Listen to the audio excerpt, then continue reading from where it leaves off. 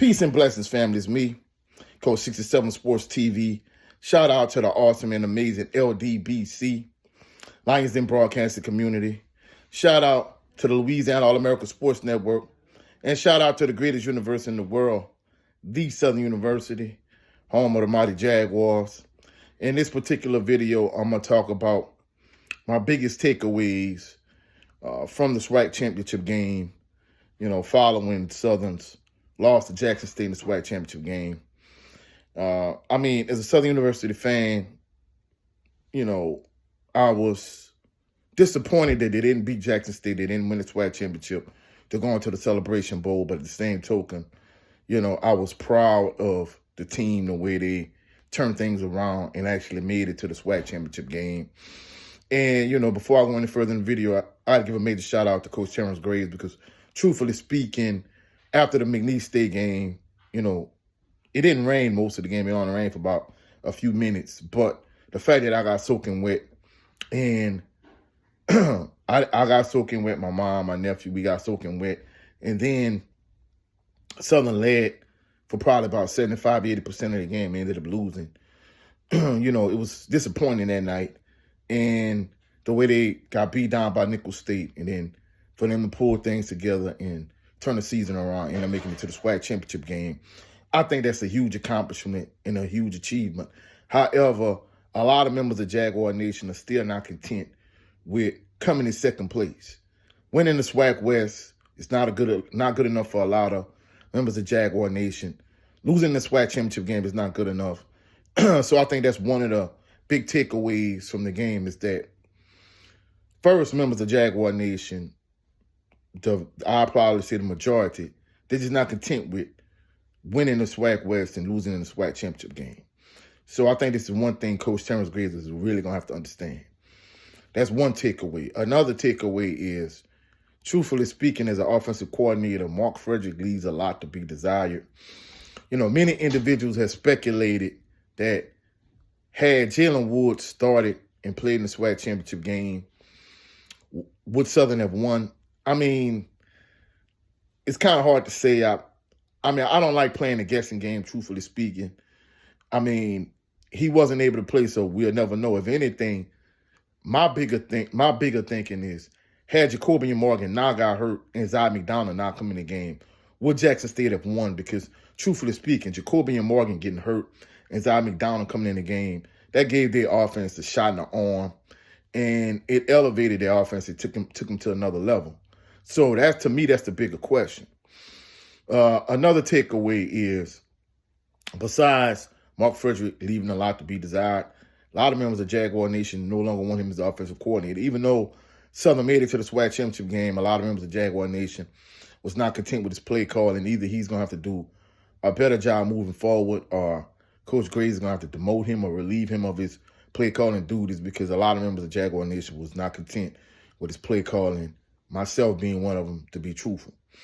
Another thing, too, I'm not even going to lie, I hate to say it, Coach T.C. Taylor, he did a good job in terms of his coaching staff, and in terms of roster construction. Truthfully speaking, like player for player, Jackson State has a much better roster than Southern. And I think Coach Terrence Graves, from a recruiting standpoint, another big takeaway is Southern is going to have to recruit much better. The offensive line play was greatly improved from the spring to now, and from the beginning of the season to the SWAC Championship Game. But even with that being said, the offensive line is not physical and as nasty as it used to be in years past. In terms of running backs, Southern, they recruit a running back style. Like the prototypical running back in the early 90s in the NFL was Barry Sanders, Emmitt Smith, Thurman Thomas. That's kind of always been Southern's like prototypical type running back. Whether we're talking about Lindsey Scott Sr., Melvin Williams Jr., Lenard Tillery, Ryan Lewis, Steve Warford, it's always kind of been these smallish third down type backs. I think they need to mix it up in terms of the running backs they recruit. They need, a couple guys like a Gerard Sims, like Lionel Nicholas. They need to mix it up from the standpoint of, you just can't have all these smallish backs like Barry Remo. You need a power back that can kind of complement the speed, third down type back you have. You need more of a balance in terms of the type of running backs they recruit. Not only that, but they don't have no explosive playmakers in years past, where you had a Micah Hayes or Willie Quinn or Kenyatta Sparks, Fred Bailey, James Vernon. They don't have those type of playmakers in terms of the wide receiving core. So they need to go get some home run hitters and some game breakers from a receiving standpoint. And as punt and kick returners, they don't have a punt and kick returner like a Willie Quinn or Ezra Landry.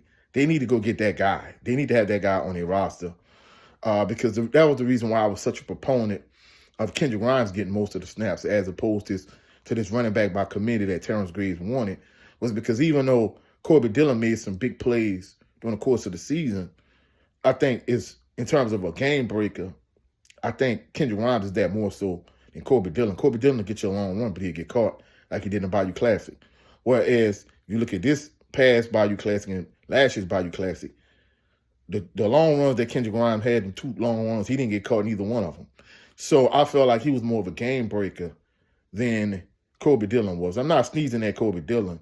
I mean, I think he did a great job considering he played quarterback in high school. But even with that being said, I think Southern, they need game breakers and playmakers on the perimeter and at the running back position. So they need more game breakers and playmakers, and they just need overall, they need a more physical, aggressive team. I think just, a huge takeaway from the SWAC Championship game is that that Jackson State was far more physical than Southern. I think Southern did an excellent job defensively, but the fact that their offense was inept and ineffective at times, especially in the second half. I think in the first half they were decent. I think the fact that you leave your defense on the field so much, I think the defense wore on. But you need more playmakers. You need more explosive players on the offensive side of the ball. And not only that, I think in terms of, some of the seniors that you're losing, like a Davin Cotton, like a Willie Miles, you need to replace those players and plug those holes.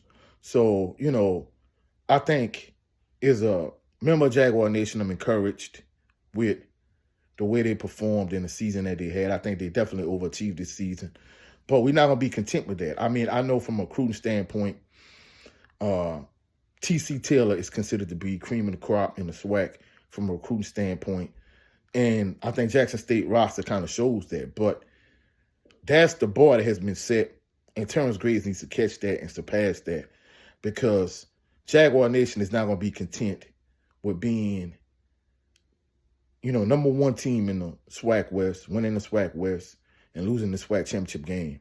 I think this is a good foundation of the season to build, but I think he needs to keep making steps in the right direction. And even from a quarterback standpoint, either Jalen Woods and Zayt Set and Angelo Izzard Jr. needs to be molded more, groomed more, developed more so they could progress. You probably going to need to have a polished, ready-made quarterback come in that maybe played at a Power 5, and that's a senior that's ready to play right away. I think the quarterback position is straight, but I think, based on the way the season went, the consistency you had at the position, it wouldn't be a bad idea to bring in a senior that's ready to play immediately and step in and compete for that spot. Like I said, the offensive line play needs to be addressed. You need some power backs. You need some perimeter, some playmakers, some game breakers on the perimeter, the wide receiver position. And even though the defense was rock solid for, the last 2 years, you need to plug some holes on the defensive side of the ball. But, those are my biggest takeaways from Southern University's loss in the SWAC Championship game to Jackson State. I hope you found value in the video. If you found any value in this video, please like the video, share the video, comment in the comment section, subscribe to the channel. Also, click the notification bell so you can be alerted anytime I post any new videos. Prior to the SWAC Championship game, we're going to try to do another episode of HBCU Fanatics. So please stay tuned. Get ready for another episode of HBCU Fanatics. Saturday, we also going to do another episode of Wire Analysis. For all those individuals that love the Wire the way I do, come check out myself, my brother Jared 11 Green, and my brother 78 Sports TV as we break down another episode of The Wire. Also, go check out my brother Jared 11 Green's channel. On his channel, every Sunday, he does a show called the Southern Baller Show. Go check him out on his channel. Also, go check out my brother Brent Fox. On his channel, he does a show called It's Just Me, starring Brent Fox.